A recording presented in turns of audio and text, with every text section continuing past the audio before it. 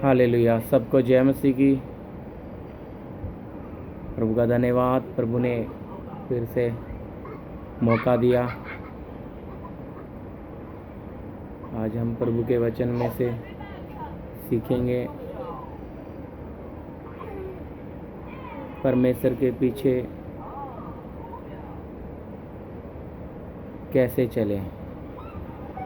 हम प्रभु के वचन में से सीखेंगे परमेश्वर के पीछे कैसे चलें।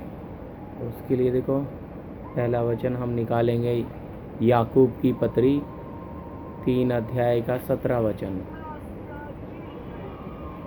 उसके पीछे ले, हाँ, पर जो ज्ञान ऊपर से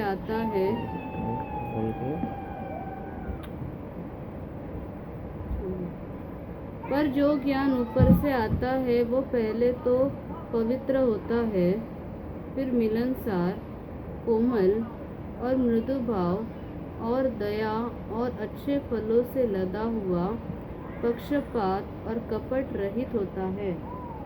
प्रार्थना करेंगे। धन्यवाद स्वर्गीय पिता, पवित्र परमेश्वर, हम इस मौके के लिए धन्यवाद देते हैं प्रभु, आपके इस वचन के लिए प्रभु।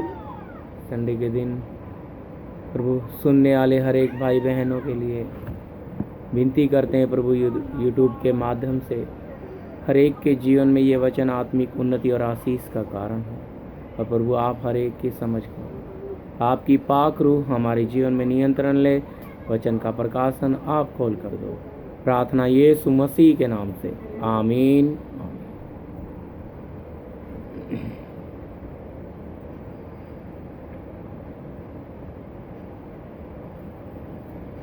हालेलुया। हाँ, फिर से पढ़िए। पर जो ज्ञान ऊपर से आता है वह पहले तो पवित्र होता है। हाँ जी, पहले तो पवित्र होता है, फिर मिलनसार, कोमल और मृदु भाव और दया और अच्छे फलों से लदा हुआ और पक्षपात कपट रहित होता है। हालेलुया।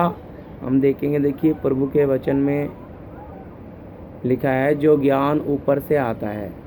तो ये पहला वचन ज्ञान इसलिए क्योंकि हमें इस पृथ्वी पर चलने के लिए बुद्धि की, ज्ञान की ज़रूरत है। लेकिन परमेश्वर के राज्य और परमेश्वर के राज्य की पहचान में चलने के लिए हमें इस पृथ्वी की बुद्धि नहीं चाहिए, हमें स्वर्गीय बुद्धि चाहिए। तो स्वर्गीय ज्ञान जो है, स्वर्गीय समझ जो है, वो हमें पवित्र आत्मा के द्वारा मिलता है। तो इसलिए यहाँ पे लिखा है जो ज्ञान ऊपर से आता है। तो प्रियो भाइयों बहनों, जो ज्ञान ऊपर से आता है, ये वो ज्ञान है जो बुद्धि की बातों से प्रभावित नहीं होता। तो हम जो जीवन जी रहे हैं, हमारी जो स्वयं की बुद्धि है, ये जो काम करती है, ये बिल्कुल अलग है। ये संसार की बातों से, संसार की चीज़ों से प्रभावित हो जाती है। लेकिन स्वर्गीय जो बुद्धि है, स्वर्गीय जो ज्ञान है, वो इस संसार की बातों से प्रभावित नहीं होता। तो ये ज्ञान कब हमारे जीवन में आ सकता है? ये बुद्धि हमारी कब स्वर्गीय बुद्धि हमें मिल सकती है?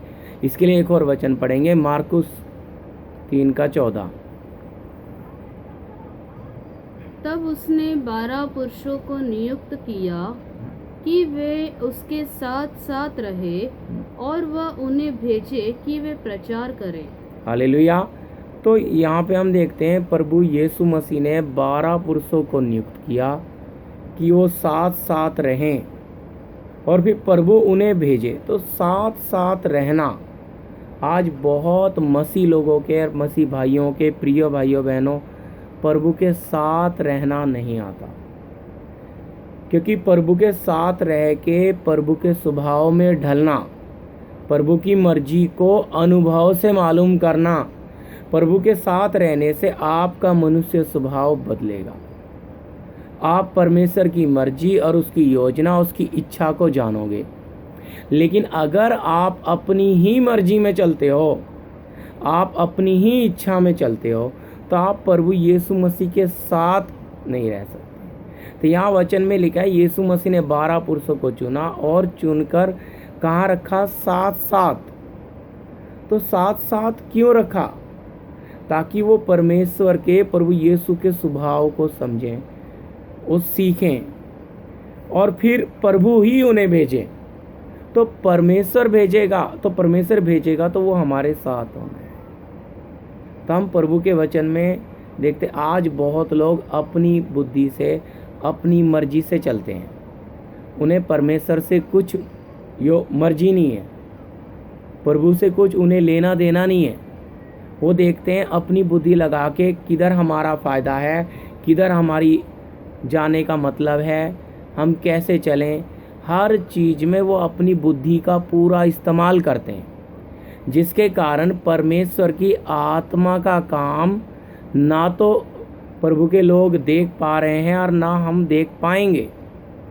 अगर हम अपनी बुद्धि का इनकार करेंगे तब ही हम परमेश्वर की आत्मा से चल सकते हैं और परमेश्वर की बुद्धि से हम चल सकते हैं और परमेश्वर की साथ रहने से ही हम उसकी मर्जी को मालूम कर सकते हैं प्रियो, उसके स्वभाव को, उसको क्या भाता है, उसको क्या पसंद है। पर अगर हम अपनी बुद्धि लगाते रहेंगे, हम अपने अनुसार ही प्रभु को लेकर चलने के लिए तैयारी करेंगे तो हम जैसा चलना है नहीं चल सकते। हम कोशिश करेंगे बहुत, लेकिन हम चल नहीं पाएंगे, हम थक जाएंगे, क्योंकि हम अपनी बुद्धि का हमेशा इस्तेमाल करते हैं। तो यहाँ प्रभु हमें अपने साथ क्यों रखना चाह रहा है? हम प्रार्थना करने के लिए हमें मन नहीं है। हम प्रार्थना करते हैं तो रीति रिवाज के लिए करते हैं, हम उसमें पूरे लवलीन नहीं हो पाते, हमारा स्वभाव नहीं बदल पाता, हमारी आदत वही है जो है। हम बदलना चाहते हैं लेकिन बदल नहीं पाते। क्यों नहीं बदल पाते? क्योंकि हमारी बुद्धि, हमारी इच्छाएं ये हमें बदलने नहीं देती। और स्वर्गीय बुद्धि, वो ज्ञान हम उस तक पहुंच ही नहीं पाते, क्योंकि हम तो इसी पृथ्वी की बुद्धि में और इसी पृथ्वी की बातों में पड़े रहते हैं। तो आत्मिक बातों का जानने का हमें समय ही नहीं है, हमारे पास समय भी नहीं है और हम उतना समय निकालते भी नहीं हैं कि हम परमेश्वर की मर्जी को जाने, परमेश्वर के साथ हमारा किस प्रकार का नज़दीकी संबंध होना है वो हो जाए। तो वो हम नहीं कर पाते। कारण क्यों है? उसके पीछे का कारण क्या है? कारण हम स्वयं हैं, हम खुद हैं, क्योंकि हम अपने जीवन को बदलना नहीं चाहते। जब तक हम अपने जीवन को नहीं बदलेंगे, हमारे जीवन में आत्मिक उन्नति का कहीं भी कोई माध्यम नहीं मिलेगा। हम जब तक हम जैसा प्रभु के वचन में देखते हैं, हम संसार से निकलकर हम यीशु मसीह में जुड़ गए हैं। जैसा हम देखते हैं यीशु मसीह जड़ है और हम डाली, हम उसमें अगर जुड़े नहीं, सटे नहीं, तो हम अभी भी हमारे अंदर वही संसारिकपन है। आत्मिक बातें हमारे जीवन में क्यों नहीं आ पाती? क्योंकि हम शारीरिक बातों से ही प्रभावित हैं, हम खुश हैं उन बातों में। हमें आत्मिक बातों की खोज हम करते ही नहीं। हम चाहते हैं जो संसार का जीवन है, हम संसार के लोगों को, संसार को देखकर चलते हैं, हम प्रभु यीशु मसीह को देखकर नहीं चल पाते। इसके पीछे का कारण हम स्वयं हैं। क्यों नहीं चल पाते? क्योंकि प्रभु के साथ समय बिताने के लिए हमें क्या करना पड़ेगा? सब छोड़ना पड़ेगा, हमें सब कुछ भूलना पड़ेगा। हमें प्रभु के साथ रहना है, फिर प्रभु की हर बात को बारीकी से समझना, उसके स्वभाव को, उसको क्या पसंद है। देखिए, परमेश्वर या प्रभु यीशु मसीह जब इस्राएलियों को लेकर चलता था तो किस तरह चलता था? हम उस बात में थोड़ा गौर करेंगे, किस तरह चलता था। गिनती उसका 10 अध्याय 35 से 36 वचन। और जब संदूक का प्रस्थान होता था, तब मूसा यह कहा करता था, हे यहोवा उठ, हे यहोवा उठ, और मैं तेरे शत्रु तितर बितर हो जाए। और तेरे बैरी तेरे सामने से भाग जाए। और जब जब वह ठहर जाता था तब तब मूसा कहा करता था, हे यहोवा, हजारों हजार इस्राएलियों में लौट कर आ जा। हालेलुया।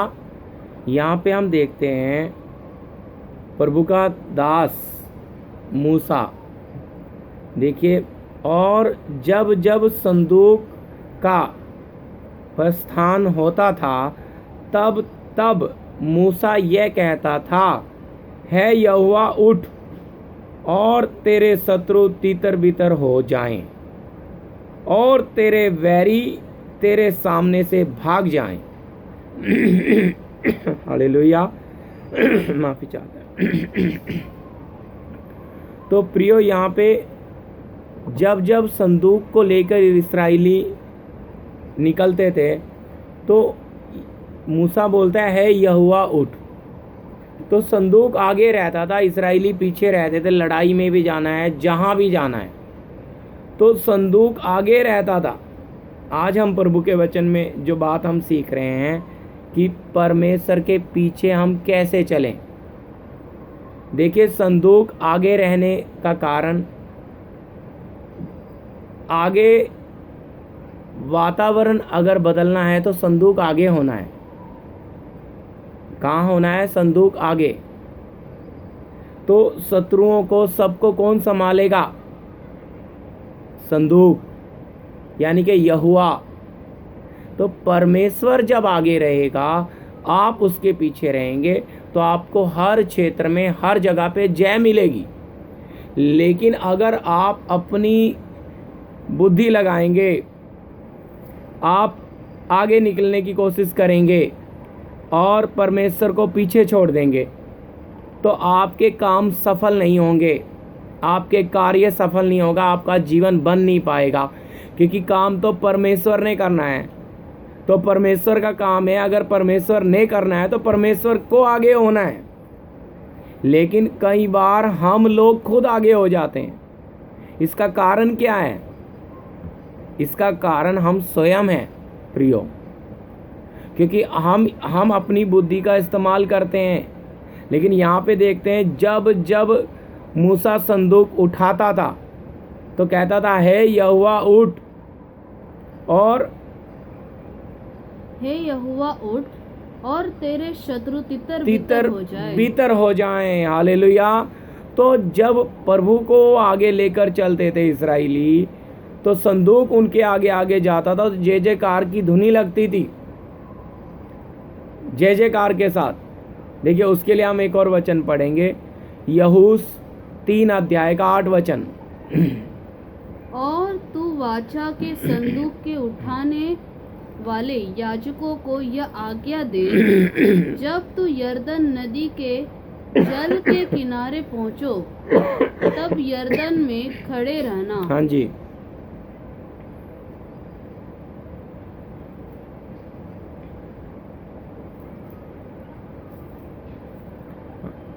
तो यहाँ पे देखिए,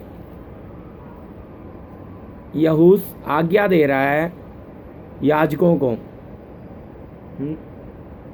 कहता है, और तुम वाचा के संदूक के उठाने वाले याजकों को यह आज्ञा दें, जब तुम यरदान के जल के किनारे पहुँचो तब यरदान में खड़े रहना। तो यरदान में खड़े रहना, इसका आप 17 तक लिख लीजिए, पढ़ लेना। समय बचाने के लिए मैं चाहे एक बार पढ़ दीजिए, आगे पढ़िए 9 से, हाँ पढ़ते जाइए 17 तक। यहोशू ने इस्राएलियों से कहा, पास आकर अपने परमेश्वर यहोवा के वचन सुनो। हाँ जी। और यहोशू कहने लगा, इससे तू जान लोगे कि जीवित ईश्वर तुम्हारे मध्य में है। हालेलुया। हाँ जी। तुम्हारे सामने से निसंदेह कनानियों, हित्तियों, हिब्बियों, परिजियों, गिर्गाशियों, एमोरियों और यबूसियों को उनके देश में से निकाल देगा। हाँ जी। सुनो, पृथ्वी भर के प्रभु की वाचा का संदूक तुम्हारे आगे आगे यरदन में जाने पर है। इसीलिए अब इज़राइल के गोत्रों में से 12 पुरुषों को चुन लो कि एक एक गोत्र में से एक पुरुष हो, और जिस समय पृथ्वी भर के प्रभु यहोवा की वाचा का संदूक उठाने वाले याजकों के पाँव यरदन के जल में पड़ेंगे, हाँ जी, उस समय यरदन का ऊपर से बहता हुआ जल थम जाएगा और ढेर होकर ठहरा रहेगा। इसीलिए जब प्रजा के लोगों ने अपने डेरों से यरदन पार जाने को कुछ किया और याजक वाचा का संदूक उठाए हुए प्रजा के आगे आगे चले और संदूक के उठाने वाले यरदन पर पहुँचे, हाँ जी, और संदूक के उठाने वाले याजकों के पाँव यरदन तीर के जल में डूब गए। हाँ जी, यरदन का जल तो कटनी के समय के सब दिन अपने तट के ऊपर बहा करता है।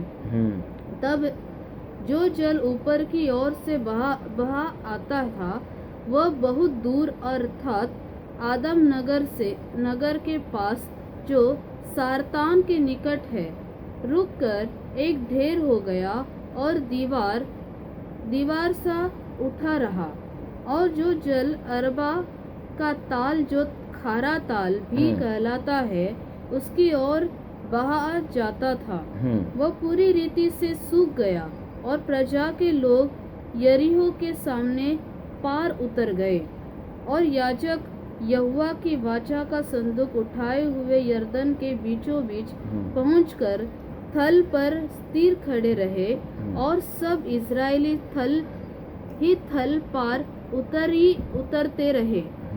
अंत में उस सारी जाति के लोग यरदन पार हो गए। हालेलुया। यहाँ पे हम देखते हैं 15 एक बार फिर से पढ़ दीजिए। और संदूक के उठाने वाले यरदन पार पहुँचे, और संदूक के उठाने वाले याजकों के पाँव यरदन तीर के जल में डूब गए। यरदन का जल तो कटनी के समय के सब दिन अपने तट के ऊपर बहा करता। हालेलुया। देखिए कटनी के समय जो जल है पूरा भर के जा रहा है यरदन नदी का, लेकिन जब याजक संदूक लेकर आगे जैसे ही उनके पैर पानी में पड़े तो यरदन नदी का स्वभाव बदल गया। प्रिय भाइयों बहनों, ये बात अभी आपके हृदय में जानी है। क्या बदल गया? स्वभाव। तो संदूक आ जाने से, और संदूक जो इजराइली जो लेकर चलते थे तो सोने का संदूक है, 10 आज्ञाएं हैं उसमें, लेकिन याजकों को आज्ञा दी थी कंधों पे रख कर चलना है, और संदूक इतना पवित्र है कि उसे कोई छू भी नहीं सकता दूसरा, इसलिए याजक भी अपने कंधे पे रखते थे। तो ये संदूक जब इस्राएलियों के आगे चलता था तो उन्हें जय जयकार जय दिलाते हुए चलता था। जैसे ही यरदन नदी में इन्होंने पैर रखे तो क्या हो गया? यरदन का जल उल्टा बहने लगा और सूख गया, रास्ता बन गया। देखिए ये कैसे हुआ? क्योंकि संदूक परमेश्वर का किधर आ गया? यरदन नदी में। तो आगे जब परमेश्वर रहता है, हमारा संदूक कौन है? प्रभु यीशु मसीह। जब हम उसको लेकर चलते हैं तो हमारे जीवन का सारा समाधान वो करेगा। लेकिन आज बहुत लोग विश्वास करते हैं लेकिन जीते नहीं हैं। क्यों नहीं जी पाते? क्योंकि वो उनके जीवन में परमेश्वर काम नहीं करता, उनका जीवन बदल नहीं पाता। क्यों नहीं बदल पा रहा? कारण वो स्वयं है। संदूक में कोई कमी नहीं है, प्रभु यीशु मसीह में कोई कमी नहीं है। देखिए जब ये आया तो वो पार निकल गए। आगे और भी पढ़ दीजिए इसको, 6 का 1 से 4 तक। यरीहो के सब फाटक इजराइलियों के डर के मारे लगातार बंद रहे हाँ जी। और कोई बाहर भीतर आने जाने नहीं पाता था। हम्म। फिर यहोवा ने यहोशू से कहा, हाँ। सुन, मैं यरीहो को उसके राजा और शूरवीरों समेत तेरे वश में कर देता हूँ। हाँ जी। इसीलिए तुम में जितने योद्धा है नगर को घेर ले हाँ जी। और उस नगर के चारों ओर एक बार घूम आए और 6 दिन तक ऐसा ही किया करना। और 7 याजक संदूक के आगे आगे मेंढों के सींगों के 7 नरसिंगे लिए हुए चले। हाँ जी। फिर 7वें दिन तुम नगर के चारों ओर 7 बार घूमना। हाँ। और याजक भी नरसिंगे फूंकते चले। हाँ। और जब वे मेंढों के सींगों के नरसिंगे देर तक फूंकते रहे, तब सब लोग नरसिंगे का शब्द सुनते ही बड़ी ध्वनि से जय जयकार करें। तब नगर की शहरपनाह नींव से गिर जाएगी और सब लोग अपने अपने सामने। हालेलुया। तो 10 भी पढ़ दीजिए। और यहोशू ने लोगों को आज्ञा दी, जब तक मैं तुम्हें जय जयकार करने की आज्ञा न दूं, तब तक जय जयकार न करो और न तुम्हारा कोई शब्द सुनने में आए, न कोई बात तुम्हारे मुंह से निकलने पाए। आज्ञा पाते ही जय जयकार करना। हाँ, देखो, इस्राएली यरीहो के चारों तरफ संदूक लेकर 7 दिन तक घूमते रहे और 7वें दिन, और यहाँ लिखा है, ये बात समझना, ये चल रहे हैं, सिर्फ चल रहे हैं और चुपचाप संदूक लेके। तो संदूक जब आगे चल रहा है तो कोई आवाज़ नहीं है, और जैसी नरसिंगे फूके गए तो यरीहो की दीवार सीधी की सीधी नींव के साथ ही जमीन में चली गई। क्योंकि अगर इस साइड गिरेगी तो इस्राएली हैं, उस साइड गिरेगी तो यरीहो वासी हैं, तो और गिर जाएगी, फिर इनको हथियारों के साथ उधर जाना बड़ा मुश्किल होगी। तो परमेश्वर ने कितना अद्भुत काम किया। तो किसने किया? संदूक ने। ठीक इसी प्रकार हमारे जीवन में भी परमेश्वर कैसा काम करता है। हालेलुया। कैसे? ये बात हमने समझना है। प्रभु हमारे जीवन में भी क्या चाहता है, हम परमेश्वर के पीछे क्यों नहीं चल पाते? कारण क्या है? कारण ये है कि ये संदूक को इस्राएली आगे लेकर चलते थे। हम इनसे ये सबक लें, सीखें, क्योंकि नए नियम के कुरिन्ती की पत्रियों में लिखा है कि पुराना नियम जो हमारे सीखने के लिए चेतावनियां हैं, उसमें जो दृष्टांतियां हमारी चेतावनियों के लिए हैं। तो इस्राएली संदूक को हमेशा आगे लेकर चलते थे। आज हम अपने जीवन में चल रहे हैं, पर प्रभु यीशु मसीह को आगे लेकर चल रहे हैं। तो हम अपने जीवन को जांच कर देखें, हम पीछे, परमेश्वर आगे। हम देखते हैं प्रभु के एक दास को प्रेरितों का अध्याय उसका 16 का 22 और 22 से 26 तक। तब भीड़ के लोग उनके विरुद्ध में इकट्ठे होकर चढ़ आए और हाकिमों ने उनके कपड़े फाड़कर उतार डाले और उन्हें बेत मारने की आज्ञा दी। बहुत बेत लगवाकर उन्होंने उन्हें बंदी गृह में डाल दिया और दारोगा को आज्ञा दी कि उन्हें चौकसी से रखे। उसने ऐसी आज्ञा पाकर उन्हें भीतर की कोठरी में रखा और उनके पांव काठ में ठुक गए। आधी रात के लगभग पौलुस और सीलास प्रार्थना करते हुए परमेश्वर के भवन गा रहे थे। भजन परमेश्वर के भजन गा रहे थे और कैदी उनकी सुन रहे थे। इतने में एकाएक बड़ा भूकंप आया और यहाँ तक कि बंदी गृह में नींव हिल गई। हालेलुया। तो ये यहाँ पे जरा ध्यान दीजिए प्रियो भाइयों बहनों, कौन है? पौलुस हैं प्रभु का दास। तो ये संदूक जब इनके जीवन में आ गया, जब पौलुस चिट्ठी लेके प्रभु के लोगों को मारने के लिए जा रहे थे, तब रास्ते में इसी संदूक ने इसको रोका। ये संदूक इसके जीवन में आया, ये प्रभु यीशु मसीह, और ये इसके जीवन में आ जाने से अब ये संदूक इसके साथ है, आगे लेकर चल रहे हैं संदूक को। इसलिए पहली सदी के लोगों के जीवन में वो प्रमाण था। इतना मार खाए हैं और काठ में बांधे हुए हैं, अपने दर्द को भूले हुए हैं, अपने जख्मों को भूले हुए हैं, और आनंद से पवित्र आत्मा में भरे हुए भजन गा रहे हैं।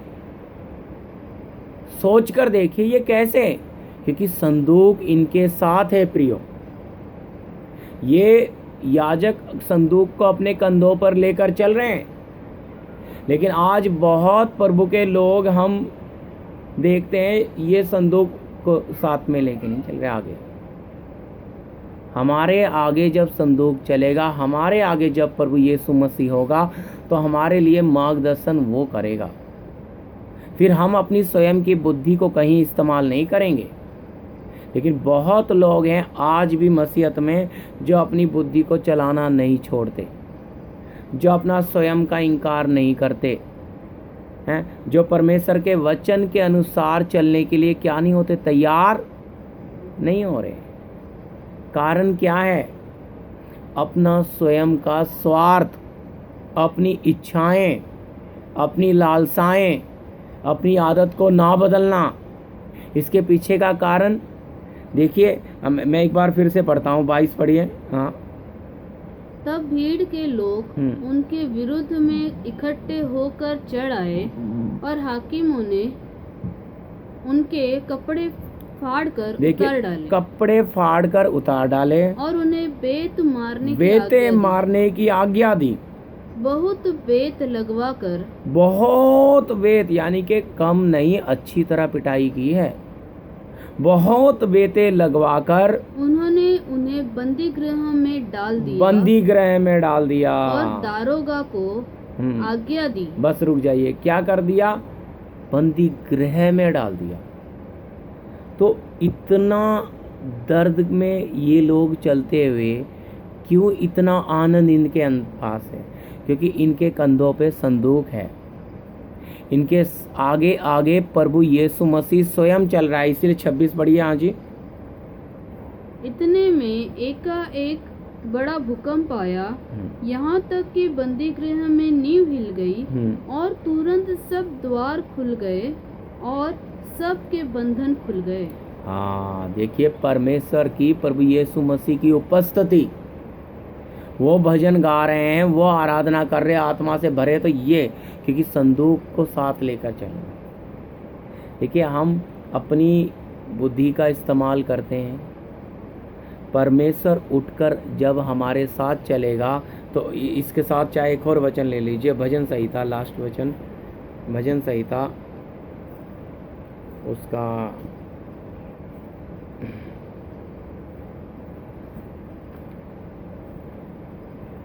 68 का 1 और 2।